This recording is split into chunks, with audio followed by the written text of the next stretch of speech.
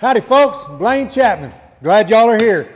I'm at the famous Lee Olson shop right here in Brock, Texas, and we're going to shoe some horses today. The topic of our conversation is therapeutic shoeing practices and packages for the performance horse. We're glad y'all showed up and joined us. The International Hoof Care Summit is going to be live online, I guess, this year since we can't go in person. Notice I didn't wear a mask. We don't have to do that in Texas, thank the Lord. So anyway, here we are. We're going to talk about therapeutic shoeing packages for the performance horse. When someone calls me on the phone and asks me if I could work on their horse with whatever problem or situation or issue that it may have, I start doing an evaluation right off the bat. So that's one of the things that are really important when we're working on these horses is evaluating them. And our evaluation doesn't necessarily just start when the horse is out here trotting around the parking lot. It starts on the phone whenever they call you in the onset of the entire appointment. And so with that, the evaluation is one thing we're going to discuss today, from the owner calling about the horse all the way through watching the horse move to looking at his feet. The second thing that I think is really, really important is knowing what this horse does for a living, and a lot of that we'll get through the evaluation process. Second, and most foremost to me, is the trim. The trim, I think, is what gets us and stumps us all the time, and I don't think it is as difficult as we make it seem. So the trim, we're going to go through a trim protocol that is pretty simple. A monkey could do it, hopefully. And we don't have our monkey here, but if we get him here in time, we'll let him try it. Second, the third thing is the shoe selection. We want to try to find a shoe that's going to work for this horse, for his foot, for what he's going to do for a living every day. And if we can't do it, they're going to take him somewhere and find somebody that can. And so with that shoe, we may have to add something, because there's only so many things you can do to a foot. Leverage, tension, pressure, protection, support, some of those things. And so with that, we're going to put a package in there. And we also have to, when we do all of that together in the conglomeration of the shoe, the plate, the package, whatever it is we're going to put on him, we also have to be able to fit that properly to our trim, because that is going to be where the rubber meets the road. The trim, the shoe fit, and proper shoe shape and shoe placement, that's going to be the key elements, and we're going to deal and touch on every one of those things. As we shoe this horse today, we're going to do a live shoeing. We're going to shoe this horse. We're going to go through it. We're going to take bits and pieces of it and put it on this, and I hope you enjoy it. I think it's going to be great. Hey, Lee, don't you reckon it's about time we get started?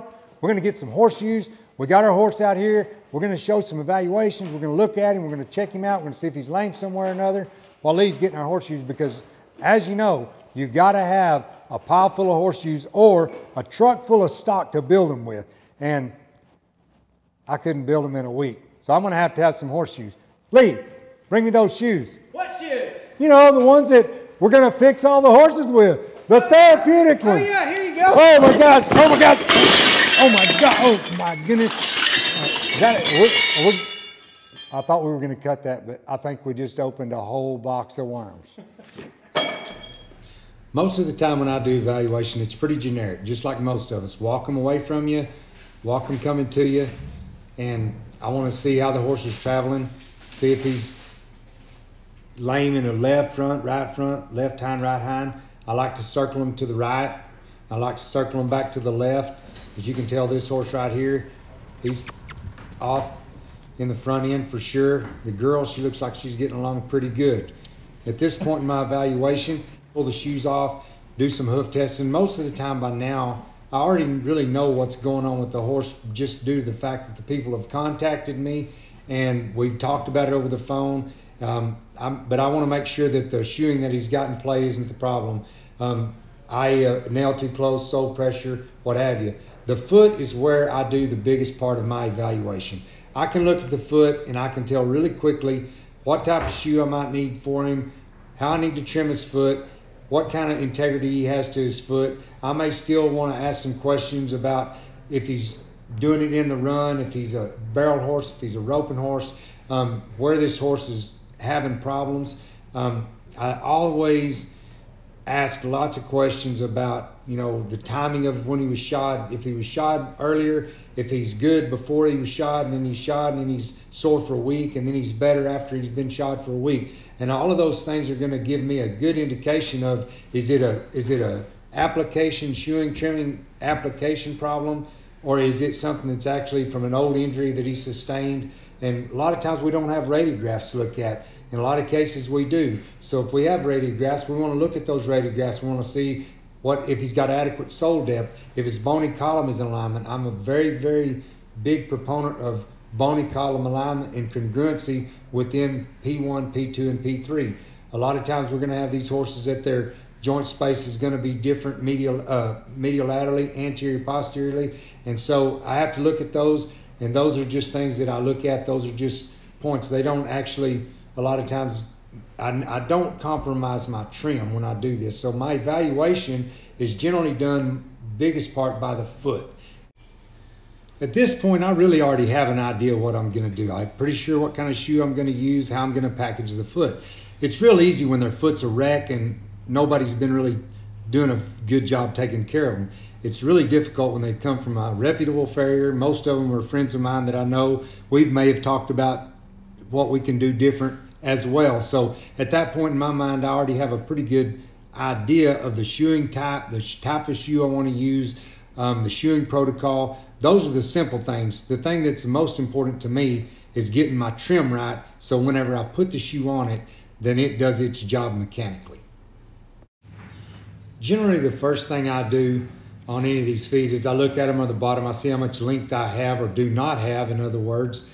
Then if I don't have much length which is in this foot, there's not much hoof wall integrity. He doesn't have a lot of length on the bottom.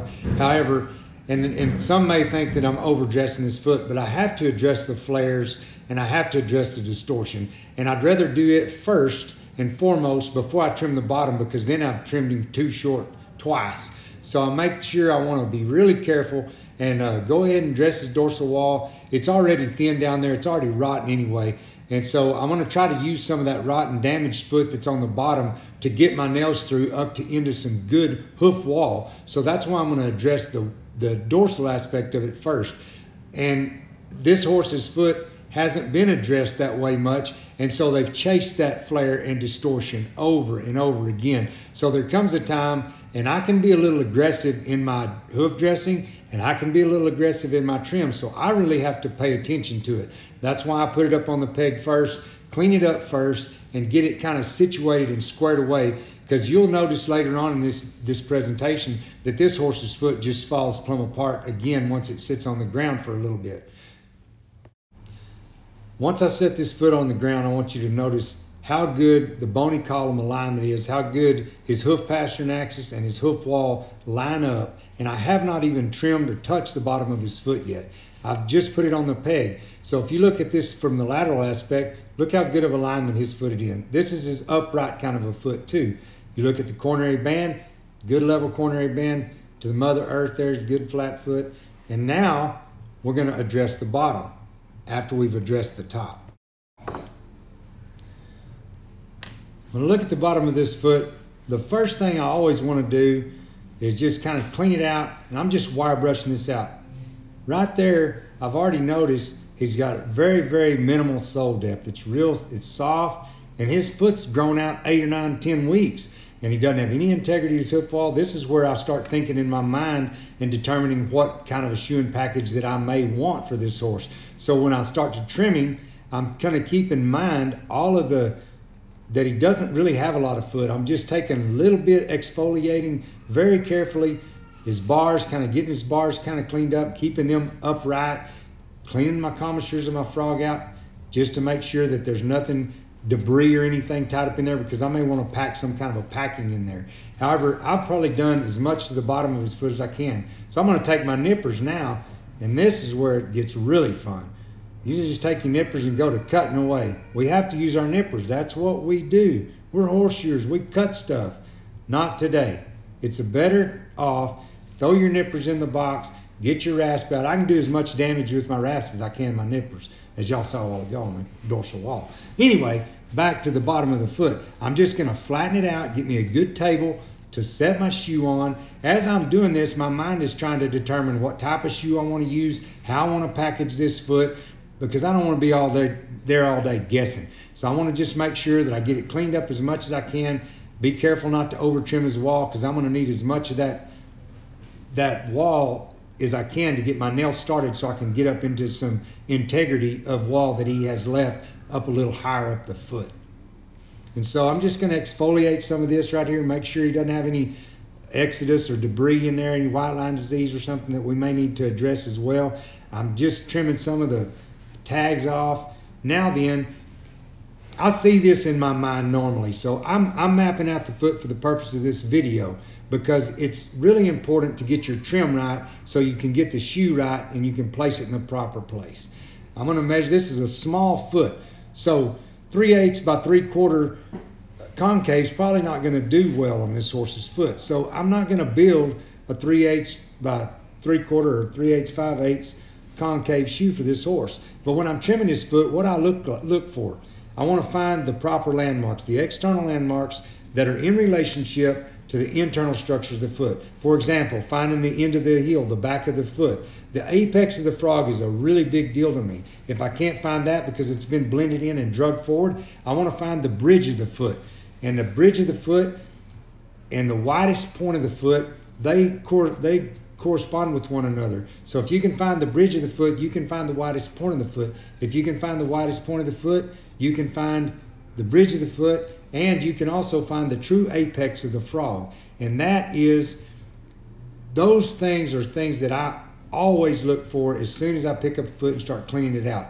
And that also gives me an idea of where the distal phalanx is in relation to that foot if it's really distorted. So I'm going to find the true apex of the frog. I'm going to find the bridge of the foot, or where the bars terminate is almost always going to be at the bridge of the foot. And it's almost always going to be the widest point of the foot.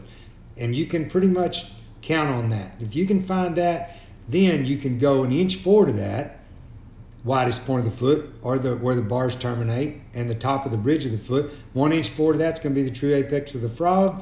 1 3/4 inches forward of that is going to be approximately, almost, most always, where the distal end of your third phalanx is going to be. And from that, you can see where your foot deviates, whether it is distorted too far forward, whether the frog's just drug forward too far. If you can find those things, you can set the foot up.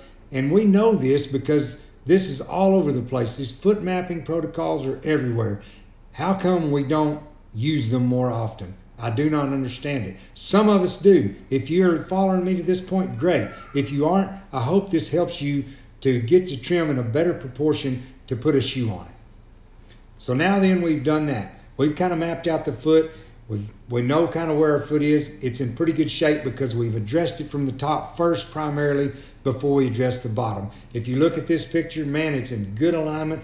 P1, P2, and P3 are lined up. Now let's figure out what kind of shoe we're going to put on it. Man, I don't think that's going to work. Let's go over here into this pile of shoes. Oh, this ought to be easy. Heart bar, egg bar, natural balance. Oh, a pad, nah. Oh, how about this one? No. Man, it's always so easy to find which shoe. Let's just go over here to the shoe rack. Here's one. No. What size does he need? Hey, that one looks like that's going to be pretty close. Yeah, we'll try it.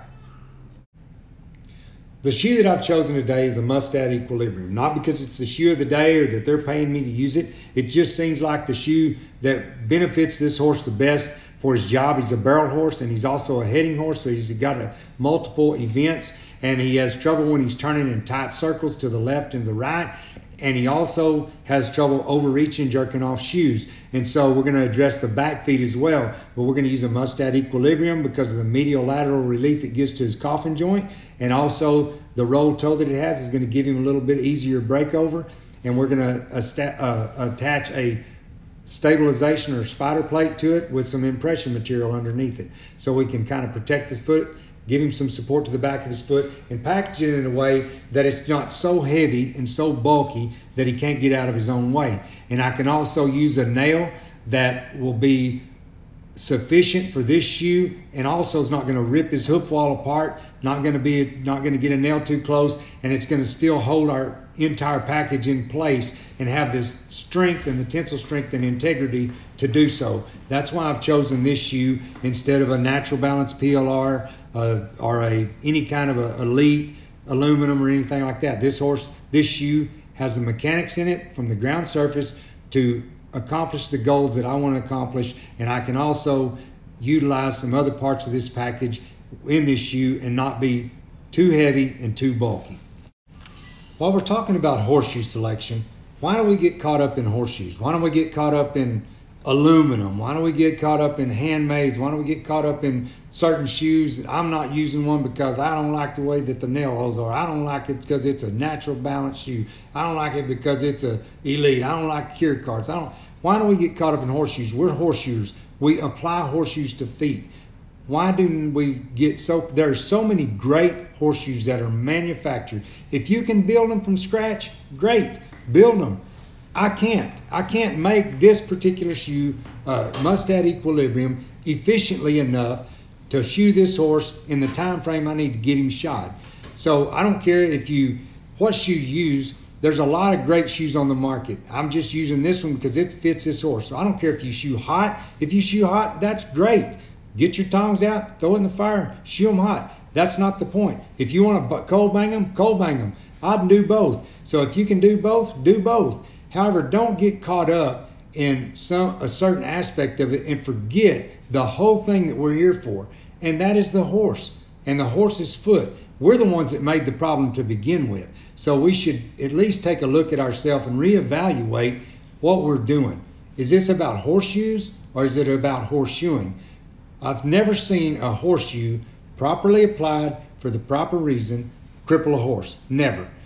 It's not the horseshoe. The horseshoe is just a part of the equation, and it's a great part of the equation, and it's a great thing that we've learned how to build them all. It's a great thing that we can throw them in the forge and throw a piece of steel in the forge and build a shoe that looks like it was made by a machine. Some of them even better. However, we have to do what's right for the horse, and we all do the best we know how. None of us wake up and say, man, today I'm going to see how many of them I can cripple.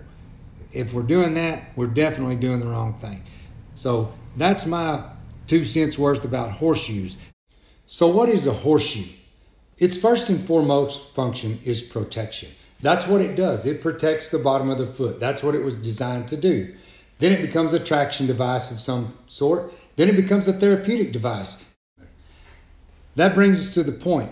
There are thousands of horseshoes on the market that we can buy to apply. And there's great ones, lots of them, or you can build it yourself. However, in this situation, I chose this shoe, the Mustad Equilibrium, because of the history I did on this horse. I know he interferes in his fetlocks. I know that he has issues turning in tight circles. And I know that this shoe has the mechanics in it on the ground surface that I need to try to eliminate these interference problems, the shoe pulling problem that this horse needs in order to keep him moving sound. It's got a soft edge, soft corners. It's going to help him eliminate any interference issues that he has. Like I say, he only has to miss by just a little bit to keep them from hitting his fetlock on the right and on the left side. So in that choice, I can also add my spider plate or my support plate, my stabilization plate, if you will, with some impression material on the bottom, and I'm not going to be too heavy, I'm not going to be too bulky, and this horse can still perform at a very high level, whether he's running the barrels or he's roping steers. I'm rechecking my fit, make sure I've got it safed off on the foot surface where the foot still sets on top of the shoe, and I still have plenty of support and plenty of shoe behind at the heel portion of his foot. And so now we're going to go to the grinder. We're going to grind that off and we're going to clean it up real well. Okay, right here, pretty standard. Just take it to my grinder, clean it up, try to improve my fit a little bit, try to enhance my shoe fit and get it to where I really like it, make some adjustments with the grinder. It's pretty simple. If you don't have a grinder, you can use a vise and a hot rasp. I mean, some of us don't have fancy tools all the time. We don't always have that. And right here, I've just taken some impression material. Whatever brand you want to use is fine. This is a medium from EDSS. You can use whatever. I don't get paid to endorse any of those products. It's just, I like to use what I can get and what works. And I'll usually drive a couple of nails in, set his foot down, check my fit, make sure that everything's right, make sure my shoe hasn't slid whenever I was nailing it on, especially when you're putting impression material or any kind of product like that in the bottom or with a pad. Sometimes it'll slide around, but it looks like it's fit about where I wanted it to. I'm going to go ahead and get him nailed up. Just basic stuff that we all do. You know, it's not any big deal. Just pretty basic, straightforward horseshoeing with just a little different type of shoeing package. If you'll notice the toe between the plate and the shoe there, I'm going to move some of that back. Sometimes that toe, with that being so weak and rotten right there, in 6 weeks down the road, even sometimes as little as a week and a half to 2 weeks, sometimes that toe is going to recess back off of the front of that shoe. And that's, I mean, a lot of us have already dealt with that. We realize that may happen. And if it does, that's fine. What we're trying to do is get this horse, I want to make this horse's foot as close to the perfect foot as it can be on this individual, but as close to perfect as it can be on him, for him, without doing something that's going to adversely affect him. And that's why I use the parameters I use in my trim. That's why I use the shoes I use, and that's why I try to make the best selection that I can for the horse. I'm just cleaning his foot up right here. Gonna, go ahead and get him finished up. I didn't use a nail gouge on the lateral side right there. Cleaning his foot up good. He's got a pretty rotten hoof capsule down on the ground surface. I'm gonna gouge this side just for benefit of seeing the difference in, some people gouge, some people don't. I think if you know how to use your rasp and you know how to use your clinchers, you're going to get a good clinch either way. I've done it both ways. I like the gouge. I think the gouge makes a really strong, pretty clinch, and you don't lose the integrity of your nail when you're finishing. I'm not opposed so much to, I'm just showing here where I've gouged one side and did the other. It's basically crimping. That's what my brother calls it, crimping. I think it's clinching. My brother says crimping if you watch this YouTube video. Anyway, that's a Dale Brisby thing, crimping. Mine, us horseshoers, we clinch. So anyway, I don't mind buffing it up. It doesn't bother me. A lot of times you hear talk about overdressing the wall. Obviously, we can overdress it. I mean, that's how we've learned how to do it properly, by making those mistakes. I haven't always done it right. I'm still learning myself. And as you can see right here at the toe, that's a little bit weak right there at the front. It looks like we've dressed through his wall. However, it was like that from the start, if you really noticed. And if I would have left it strung out there and shod that foot out to the end of that mess, we'd have just had a mess anyway. And so here in a couple of weeks, that may recess just a little bit. However, we've got his foot going in the direction that it wants to go. If you look at these horses' foot from the coronary band, about a half an inch below the coronary band, that's where the real hoof wall starts. And so that's where everything follows and flows. So I really want to get the integrity about my hoof wall and get all my distortions out as much as possible. Sometimes we can't get them all out. I like to have the mechanics in the bottom on the ground surface. I like to trim my impression material up. Sometimes, depending on issues, I may leave more on one side than the other. So there's a lot of different ways to do it. This is the way we did this one today, and I feel like that it worked out really well for him. All right. Well, that's a wrap. The monkey didn't show up, so I had to do the work. It's close enough. Anyway, I really do appreciate your time today. I hope that each and every one of you got at least one thing out of this that you can take home and utilize in your work week every day, that you can just get up in the morning and you can go right to work. I hope that you found something. If you're already doing some of this stuff, that's great. If you're not, I hope I helped you to enhance your span of knowledge just for those horses. You might just do it one time. And so with that being said, let's go back over what we did today. First of all, we evaluated this horse. And a lot of times that starts with the phone call. We know ahead of time because they've already called us. They told us what the problem was. We set up an appointment. We kind of have an idea on the onset of what we got going. So the evaluation, we still want to look at it, and we want to make our own determinations, because a lot of times they don't tell you the whole story. And so a lot of times the proof's in the pudding, and we can see the story right there when they walk him up. So the evaluation is a big part of it. Usually I do the biggest part of my evaluation, like I said, from looking at the feet. And when I look at the feet, I can get a pretty good understanding and pretty good idea of which direction we want to go if we don't have rated grass, so forth and so on. Second of all, and one of the most important things to me, is the trim. Trimming, I feel like that you can use that protocol that I showed today. I hope that if you ever need to, you can contact me. I'll walk you through it. It's pretty simple. And if you can find those external landmarks in that foot, you can find everything else about it. You can find the distortions, and you just have to work at it. It's like anything. If you don't practice it, you're not going to get it. You have to practice it. This is only going to last as long as it is. If you take what we showed you today and you go home and you work on it, you're going to make some mistakes. I still make them. So don't be afraid to make mistakes. Try to learn from them. Try to benefit from them. But try to use those trimming protocols in whatever aspect of the shoeing process you're in.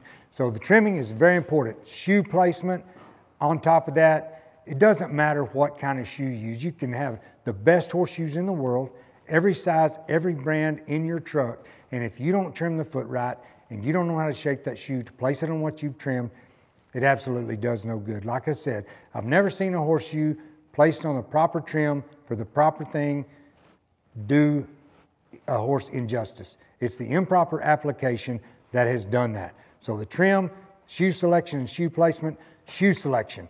That's one thing that's very important. So we know what the horse does for a living. We know if he can be packaged with a little bit more steel, a little less steel, if we need aluminum, if he's got to have more of these 5 things that we talked about: leverage, tension, pressure, protection, support. You can kind of go through those terms and you can decide what a horse needs. If he needs protection, you may need a pad.